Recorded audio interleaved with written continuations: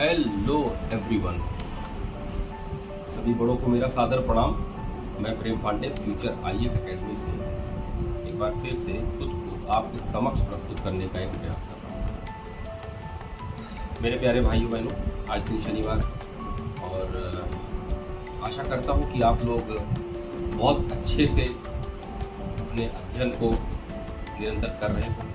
एक सकारात्मक सोच के साथ अपने विकास के मार्ग पर आप चल रहे होंगे और अपने बड़ों का आशीर्वाद आप लोग लेते रहे होंगे या ले रहे होंगे और एक खुशी मन से, एक सकारात्मक सोच के साथ, हर दिन एक नई ऊर्जा के साथ अपने लक्ष्य की तरफ बढ़ रहे होंगे निरंतरता के साथ। ऐसी मेरी मनोकामना है कि जो बच्चे ये वीडियो देख रहे हैं, जो नहीं भी देख रहे हैं, जो किसी कंपटीशन, छोटे बड़े किसी भी कंपटीशन में हैं, वो अपना 100% दें। मैं आशा और विश्वास के साथ कहता हूँ कि लक्ष्य खुद चलकर उनके पास आएगा यदि वो अपना जो 100% है, अपनी 100% शक्ति को निर्धारित समय को प्रतिबंधित करते हुए, समय को कलेक्ट करते हुए, समय का सदुपयोग करते हुए अगर वो हर दिन प्रयास करेंगे तो मंजिल खुद, जो मंजिल का रास्ता है ना, वो खुद उनके कदमों में आके गिर जाएगा। इस चीज़ की मैं गारंटी ले रहा हूँ। मैंने अपनी आंखों से ऐसी बहुत सारी चीज़ें देखी थी। तो मेरे प्यारे भाइयों बहनों, ज़्यादा इधर उधर की बात हम लोग ना करते हुए आज हम लोग बात करेंगे कुछ दो टॉपिक्स पर। एक राष्ट्रीय महिला आयोग पर बात करेंगे और अल्पसंख्यक आयोग पर आज बात करेंगे। तो मैंने कल नोट भी बना लिया था। तो एक टॉपिक है राष्ट्रीय महिला आयोग। इससे क्वेश्चन बहुत बार तो नहीं कहा जा सकता, लेकिन हाँ पूछा गया है। आप लोग घटना चक्र ले लीजिए, अगर नहीं लिए हैं तो अभी ले लीजिए। शिल्पी जो भी प्रीवियस ईयर के पेपर के जो भी क्वेश्चन है, प्लीज़ उनको आप लोग जब तक क्वेश्चन नहीं देखोगे उनका पैटर्न आपको समझ में नहीं आएगा। और सबसे बड़ी गलती यही होती है बच्चों विद्यार्थियों के साथ कि वो पैटर्न नहीं देखते हैं, बस जानवरों की तरह पढ़ाई शुरू कर देते हैं। जानवरों की तरह पढ़ाई करने से बच्चे स्मार्ट तरीके से पढ़ें। पहले लास्ट ईयर के क्वेश्चन देखें कि सबसे ज़्यादा क्वेश्चन कौन से टॉपिक से बार बार पूछा जा रहा है, तो उस टॉपिक को कमांड के साथ मंथन करते हुए पढ़ें, क्योंकि वो टॉपिक आपके लिए महत्वपूर्ण है। प्रीवियस ईयर में बार बार वो टॉपिक रिपीट हो रहा है, अब की बार भी। देखिए, टॉपिक सारे महत्वपूर्ण होते हैं। मैं ये नहीं कहता हूँ कि आप जिसने टॉपिक के क्वेश्चन आपसे पूछे जा रहे हैं सिर्फ आप उसी टॉपिक को पढ़िए, ऐसा नहीं है। आप सभी टॉपिक को पढ़िए, लेकिन जिस टॉपिक से बार बार क्वेश्चन आ रहा है उसको विशेष रूप से ध्यान रखिए कि मुझे इस टॉपिक को पढ़ना है, वो भी अच्छे से। तो पढ़ना सब कुछ है, लेकिन उन टॉपिक को हम ऐसे पढ़ेंगे कि उसमें से आया हुआ ABCD कुछ भी आ जाए, हमको टॉपिक को करना है प्री मेंस इंटरव्यू सब में। तो आज हम बात करते हैं राष्ट्रीय महिला आयोग की, जिसको बोलते हैं national women commission.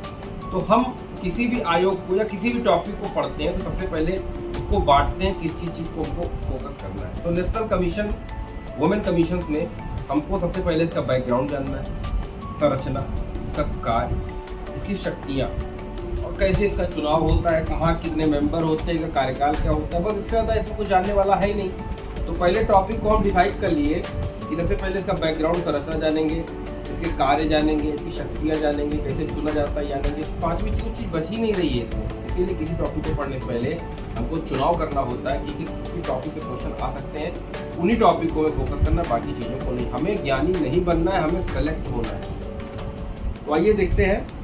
National women commission 1990 में एक एक्ट आया।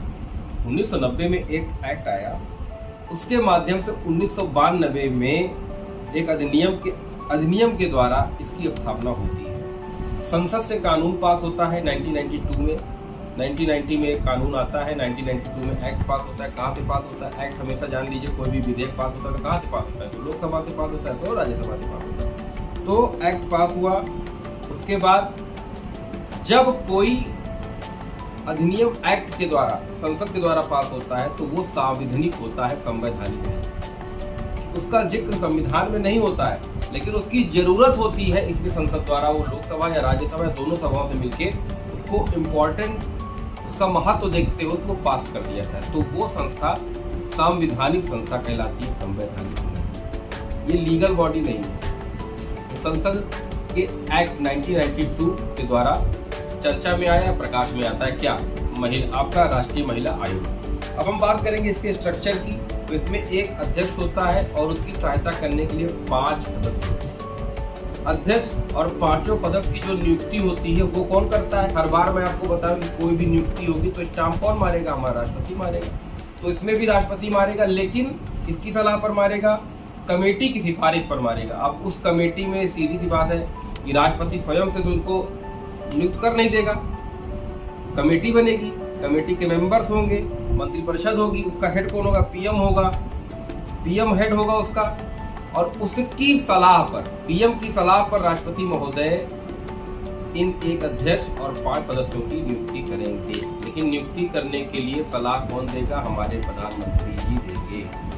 स्वयं से राष्ट्रपति किसी को नियुक्ति नहीं कर सकता है। ये मैं हर आयोग को पढ़ाते वक्त आपसे बार बार बोलता हूँ कि राष्ट्रपति स्वयं से किसी भी व्यक्ति विशेष की नियुक्ति स्वयं से नहीं कर सकता। अब इसकी योग्यता क्या होनी चाहिए? सीधी बात है, महिला आयोग है तो महिला संबंधी समस्त ज्ञान उसको होना चाहिए। दूसरा, SC ST में से एक सदस्य का होना अनिवार्य है, क्योंकि आज हम महिला अगर सबसे ज्यादा पिछड़ा जातियों में देखें तो SC ST की महिला सबसे ज्यादा पिछड़े तो बहुत सारी महिलाएं, लेकिन अगर उनमें सबसे ज्यादा पिछड़ों की बात करें, अब संख्यक हैं, SC ST है, ये पिछड़े हुए, तो इस आयोग में जब इनका गठन होगा तो SC ST का एक सदस्य होना अनिवार्य है। और आप जो और सदस्य होंगे वो सदस्य में ये ज्ञान होना चाहिए कि महिलाओं के बारे में, उनके विकास के बारे में, उनकी शिक्षा के बारे में, उनको जागरूक करने के बारे में तरह तरह के नियम और उनके पास का ज्ञान और अनुभव सब होना चाहिए, तभी वो इसका अध्यक्ष या सदस्य नियुक्त हो सकता है। इनका कार्यकाल 3 वर्ष का होता है।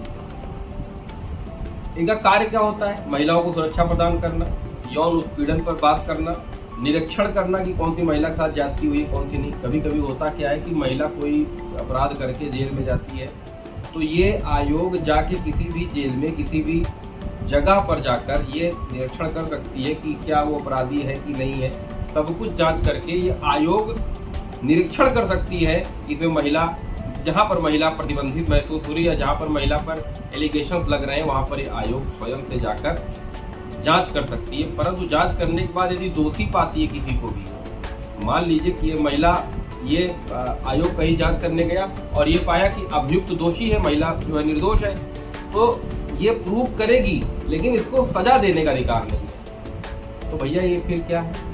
ये आयोग बनाने का मतलब क्या हुआ?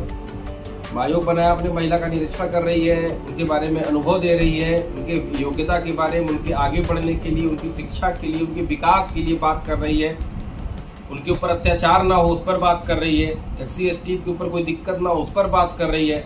और निरीक्षण करने के बाद अगर किसी को दोषी पाती है तो बेचारी सजा भी नहीं दे सकती। मैंने कहा था ना, ये सिर्फ हाथी का दांत है भाई, जो ऐसे बगल से निकला है, चबाने वाला तो नहीं है ना। लेकिन इसके फायदे क्या है?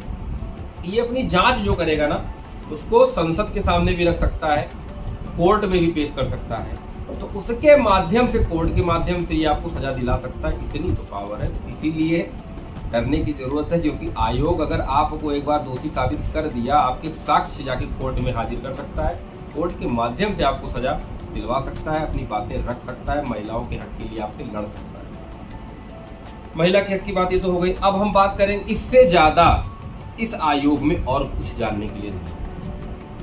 आशा करता हूँ कि ये चीज आपको एकदम रट गई होगी। अगर आप भूलना चाहोगे तो कभी नहीं भूल पाओगे। 1990 याद रखो, 1992 में आ गया याद रखो, 6 सदस्य हैं याद रखो, 5 और 1 राष्ट्रपति नियुक्त करता याद रखो, राष्ट्रपति कमेटी की सिफारिश पर नियुक्त करता, ये कभी भूलने वाला नहीं है। इनकी पावर्स क्या है मैंने बता दिया। ये सजा दे सकती है, नहीं दे सकती, ये सजा देने वाली बॉडी नहीं है, ये लीगल बॉडी नहीं है, ये संवैधानिक बॉडी है। ठीक है, अब ये किसी चीज की जांच करके इसकी एक जो रिपोर्ट तैयार करके आपको उसके माध्यम से, न्यायालय के माध्यम से आपको सजा दिलवा सकती, स्वयं से नहीं। ये मैंने सब आपको बता दिया है, इससे ज्यादा इसमें कभी कुछ नहीं। अब बताओ मुझे, अगर राष्ट्रीय महिला आयोग के बारे में आज आ जाए तो हमारा कौन भाई ऐसा है, हमारी कौन बहन ऐसी है जो लिख नहीं पाएगी, या एक बेसिक्स नॉलेज जो होना चाहिए वो आप लोगों को आया कि नहीं आया, प्लीज कमेंट करके जरूर बताइएगा, मुझे अच्छा लगेगा कि राष्ट्रीय महिला आयोग आपका आज तैयार हो। अब हम बात करेंगे राष्ट्रीय अल्पसंख्यक आयोग की, जिसको बोलते हैं NMC, शॉर्टकट फॉर्म है। अब इस टॉपिक को पढ़ने के लिए सेम चीजें हम वापस लाएंगे। हिस्टोरिकल बैकग्राउंड क्या है, इनका स्ट्रक्चर क्या है, इनका अपॉइंटमेंट कौन करता है, इनके वर्क्स क्या है, इनकी पावर्स क्या है, इनके बारे में पढ़ेंगे। टेन्योर क्या है, इनका कार्यकाल क्या, बस इस टॉपिक से भी इससे ज्यादा कुछ नहीं पूछा जाएगा। तो हम देर न करते हुए फटाफट इसको भी डिस्कस कर लें। आप एक एग्जाम्पल समझिए, एक जिला है, एक मेरा मान लीजिए डिस्ट्रिक्ट लखनऊ, उसका एक गांव है। अब उस गांव में 1000 की आबादी है।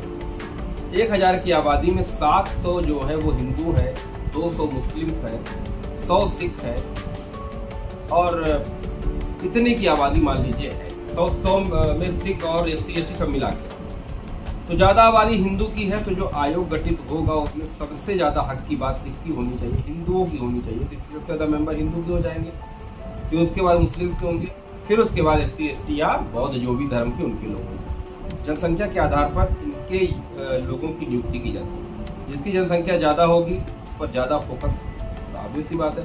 जिसकी जनसंख्या ज्यादा, मान लीजिए हमारा 1 करोड़ की जनसंख्या है, 80 करोड़ हिंदू है, तो 20 करोड़, तो ज्यादा फोकस हमको अपने डेवलपमेंट के लिए हिंदुओं पर देना पड़ेगा, धर्म के आधार पर नहीं, जनसंख्या के आधार पर। उसी प्रकार से ये राष्ट्रीय अल्पसंख्यक आयोग जो होता है ये सदस्यों को निकालता है जनसंख्या के आधार पर। जैसे हिंदू, मुस्लिम, सिख, ईसाई जनसंख्या के आधार पर ये अपनी कमेटी बनेगी, कमेटी ऑफ इनके मेंबर चुने जाएंगे। तो बैकग्राउंड इनका है, 1978 में एक प्रस्ताव लाया गया जिसको 1992 में संसद में कानून लाकर पास कर दिया। याद रखिए 1978 प्रस्ताव आया और 1992 में संसद में पास किया गया। संसद में लोकसभा राज्यसभा से पास कर दिया गया। ये भी संवैधानिक निकाय है, लीगल बॉडी नहीं है। इसकी संरचना में सेम वही प्रोसेस है जो राष्ट्रीय महिला आयोग में 6 सदस्य होते हैं, 1 अध्यक्ष और 5 सदस्य इसकी सहायता के लिए। ये भी राष्ट्रपति साहब मुहर मारेंगे, लेकिन कमेटी किसकी होगी?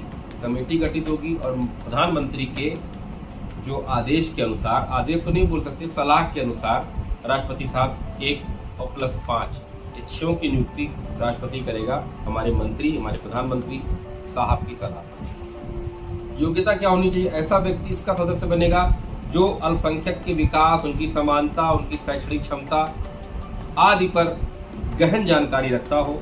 इनका कार्यकाल भी 3 वर्ष का होता है। इनका कार्य क्या होता है? इनका कार्य होता है अल्पसंख्यक का कहीं हनन हो रहा हो तो वहां पर पहुंच के जांच कर लेंगे, जांच करेंगे, सुरक्षा प्रदान करेंगे, बात करेंगे अल्पसंख्यक का विकास कैसे हो, अल्पसंख्यक को कैसे मॉडल बनाया जाए, अल्पसंख्यक को कैसे सामने लाया जाए, उनकी शिक्षा पर क्या किया जाए, उनके रोजगार के लिए कैसे क्या किया जाए, उनके विकास के लिए कौन कौन सी योजनाएं बनाई जाए। सरकार को सलाह देगा, सरकार को सलाह देगा। अगर सरकार मांगेगी तो जबरदस्ती की सलाह नहीं देगी। अल्पसंख्यक के लिए कौन कौन सा कानून उनके हित में होगा इस पर बात करेगा। फिर बात करेगा अल्पसंख्यकों के अधिकार की, उनकी योजनाओं की। और जहां कहीं भी अल्पसंख्यक के कहीं वाद विवाद हो रहा है, सामान्य वर्ग और अल्पसंख्यक के वर्ग किसी भी, या अल्पसंख्यक कोई बेवजह जेल में डाल दिया गया है, या कोई सुरक्षा प्रदान करने की बात हो रही है, या कोई उनके अधिकारों का हनन हो रहा है, ऐसी कोई बात भारत के किसी भी कोने में होती है तो राष्ट्रीय अल्पसंख्यक आयोग जाकर जांच करके रिपोर्ट तैयार कर सकता है। परंतु अगर दोषी पा गया किसी को तो सजा ये भी नहीं दे सकता है, सजा नहीं दे सकता है, परंतु रिपोर्ट तैयार करके न्यायालय में प्रस्तुत कर सकता है कि माय लॉर्ड ये हमारे सबूत है, ऐसे ऐसे हुआ है। तो कोर्ट जो है सजा देगी, ये सजा आपको नहीं देगा। ये भी लीगल बॉडी दोनों नहीं है, दोनों जांच कर सकती हैं, दोनों सलाह दे सकती हैं, दोनों विकास के मॉडल प्रस्तुत कर सकती हैं, परंतु स्वयं से कोई विकास की बात लागू नहीं करवा सकती हैं, ना किसी दोषी को सजा दे सकती हैं, परंतु सरकार का ध्यान खींच सकती हैं कि भाई यहाँ पर भी देखिए विपक्ष में आपस में धर्म के मामले में मत अड़ी, यहाँ पर गरीबों का हनन हो रहा है कि यहाँ भी देखिए, यहाँ भी फोकस करिए, इस पर चर्चा और इस पर बात ये कर सकती है। एक 1978 में प्रस्ताव के द्वारा 1992 में आया, एक 1990 में आया, 1992 में आया। तो दोनों आप देख लीजिए संसद द्वारा पारित कानून के आधार पर बनाए गए। और मैंने आपको बता दिया है कि संसद द्वारा यदि कोई भी आयोग समय की मांग को देखते हुए बनाया जा सकता है तो वो संवैधानिक नहीं होगा, वो संवैधानिक होगा। तो आज का प्रश्न लिखिए, राष्ट्रीय महिला आयोग और राष्ट्रीय अल्पसंख्यक आयोग, इन दोनों की गठन, इनके कार्य की व्याख्या करिए और इनके नकारात्मक एवं सकारात्मक जो भी पहलू आप क्या सोचते हैं इनके बारे में आप टिप्पणी करके बताइए कि क्या इस निकाय का होना वर्तमान में कितना सही है और आगे चल के इनको और पावर देनी चाहिए या पावर इनकी कम करनी चाहिए। क्या पावर ज्यादा देने से लोकतंत्र पर खतरा हो सकता है तो ये सारे इसके जितने पॉजिटिव और नेगेटिव एक्सेप्ट है, मुझे सारी चीज़ें लिखकर मेरे व्हाट्सएप नंबर पर आप भेजें। मेरे प्यारे भाइयों बहनों, आज 2-3 दिनों से मैं आपको बताया था पहले तबीयत खराब थी, जुकाम था, स्नीजिंग टाइप प्रॉब्लम थी। तो अवार्ड फंक्शन समारोह में मैं गया, अवार्ड वगैरह लिया, सब कुछ था। आप लोग के आशीर्वाद से नेशनल ताइक्वांडो प्लेयर में हूँ भी, और आप लोग का आशीर्वाद था तो आगे भी शायद कुछ अच्छा कर पाऊँ। 2 दिन में तबीयत खराब थी यार। शाम को 6 बजे के बाद ऐसे लगा अंदर से गरम पूरा शरीर। तो कल मैंने डॉक्टर साहब को दिखाया पर्सनली जाके। अच्छे डॉक्टर है, आई डोंट नो क्या है, लेकिन मैंने उनको दिखाया, वो अच्छे डॉक्टर हैं, बेस्ट है, हमारे एरिया की स्टार रेटिंग वगैरह बेस्ट है। उनको पंडित जी है, मैं भी पंडित हूँ, तो ऐसा नहीं मैं पंडित जी के पास ही गया, उनकी स्टार रेटिंग देख के उनके पास गया, उनसे बताया। तो उन्होंने मुझे बुखार की नॉर्मल मेडिसिन दी और मुझे सजेस्ट किया कि होल बॉडी चेकअप एक बार कराइए आप। तो मैं आज मॉर्निंग में यार ये देख रहे 3 बॉटल, मतलब जो छोटी वाली बॉटली आती है ना फर्क वाली टाइप की, उनकी ट्यूब, 3 ट्यूब ब्लड दिया और उसके बाद यूरिन भी ले गए। अब ये रिपोर्ट कल आएगी, जब कल आएगी तो डॉक्टर साहब को रिपोर्ट दिखाऊंगा। देन उसके बाद अगर ऐसी कोई बात होती है, डेंगू मलेरिया टाइफाइड जैसा कुछ भी होता है, लास्ट ईयर डेंगू हो गया था, तो मैं जानता हूँ कि वीकनेस कितनी ज़्यादा होती है। और ये सिम्टम मुझे भी हो सकता है, मुझे ऐसा लग रहा हो ये वायरल हो, आशा करता हूँ कि वायरल ही हो, कोई बड़ी चीज़ डेंगू या मलेरिया प्लेटलेट्स जैसी चीज़ें ना आए। तो इसलिए थोड़ा सा मैं आज थका सा महसूस, आपको देख के लग भी रहा होगा, मेरा चेहरा भी अजीब सा आज लग रहा होगा, थोड़ा थका सा महसूस कर रहा हूँ। परंतु मैंने क्लास कंटिन्यू की है और आशा करता हूँ कि आप लोग भी थोड़ा सा कूलर वगैरह में पानी जो है कहीं जमा मत होने दीजिए। कहीं पानी बारिश का जो रिमझिम चल रहा है, थोड़ा बहुत आज शुरू हुआ, पहले तो सूखा ही पड़ गया था, थोड़ा बचिए, भीगिए रही, थोड़ा सा ध्यान दीजिए, है ना। क्योंकि एक दिन आप बीमार हो जाओगे ना तो हफ्ते 10 दिन के लिए बात चली जाएगी। तो और हर दिन हम लोग का मास्क होने से खुद बचो। और आँख वाला इन्फेक्शन तो भैया ऐसा हो रहा है कि जहाँ पे मैं जा रहा हूँ चश्मा लगाए मिल जाए, तो मैं डर के मारे अभी ऐसा तो कभी आदमी रात के पीछे चश्मा ही लगा के सोएगा। तो प्लीज़ थोड़ा सा केयर करिए, क्योंकि आप एक बार बीमार होंगे हफ्ते 10 दिन के लिए, 15 दिन के लिए, तो 15 दिन आपका जो लक्ष्य आपने निर्धारित किया था उस तक पहुँच नहीं पाएंगे। तो प्लीज़ थोड़ा ध्यान रखिए और ठंडा पानी, फ्रिज, एसी बंद कर दीजिए मेरे भाई। और मैं क्या बताऊँ। तो ठीक है, आपको उज्जवल भविष्य की एक बार फिर से कामना करते हुए आज का ये अंक यही समाप्त होता है। जय हिंद, जय भारत।